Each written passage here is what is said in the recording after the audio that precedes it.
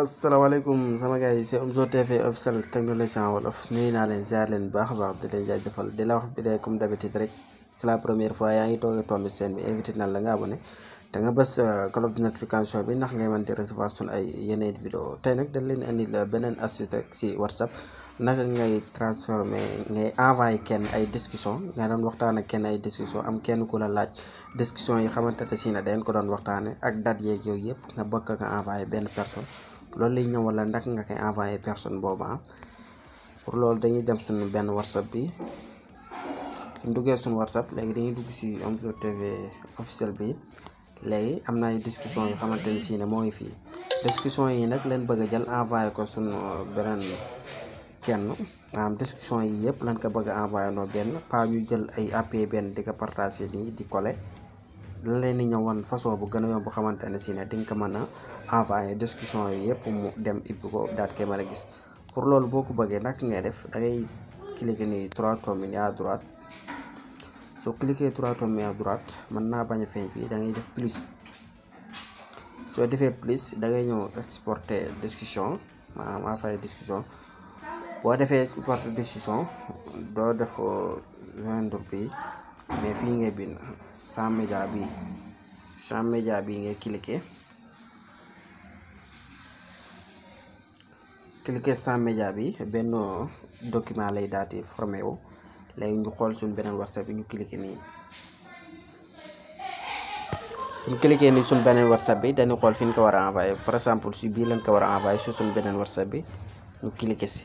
bu cliquer ñu def envoyé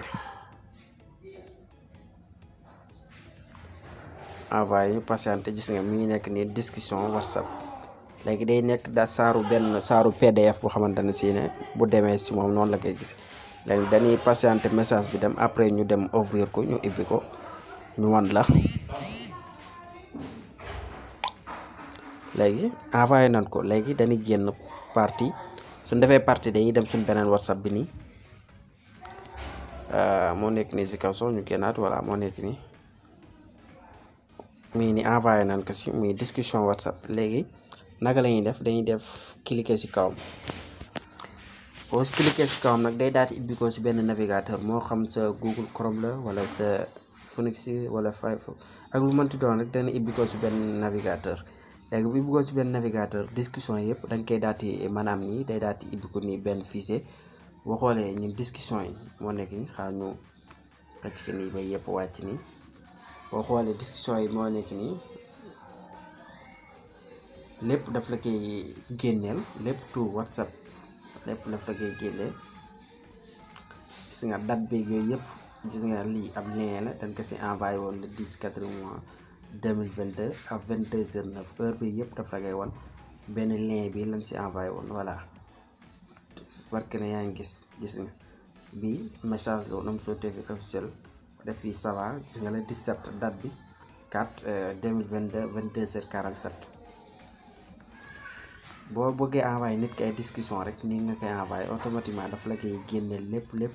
lépp loo ko si mas envoyé daf koy génnee en plus da lay génne wàlla heure bi ak date bi yëpp gis nga bii boo xoolee Omzo TV officiel technologie boo maa ngi si envoyé bonjour am lu mu si doon expliqué noonu gis nga date bi moo nekk nii la 28/4/2022 en 15h49 gis nga yaa ngi gis bépp discussion rek boo bëggoon envoyé nit ki yenn discussion moo gën ngay transférer message yi nga koy transférer message ak yooyu boobaa day xam ne nga transférer mais boo ko envoyé nii moom mën na ko am te du nekk saaru transfert saaru exporté lay doon nga exporté message yëpp envoyé ko quoi su lu facile la quoi si nga yii nii si mu doon envoyé yëpp ay écriture la ay bii mooy message yi mujj mooy bi ñu doon jàngale message envoyé message codé voilà yaa ngi gis lii ay message ñun envoyé woon supprimé la quoi muy teewul daf lay génn date beeg yëpp quoi pour mu leer date beeg yëpp date bi lépp daf la koy génneel boo xoolee fii ça va lañ fi envoyé woon la 4/5/2022 à 22h37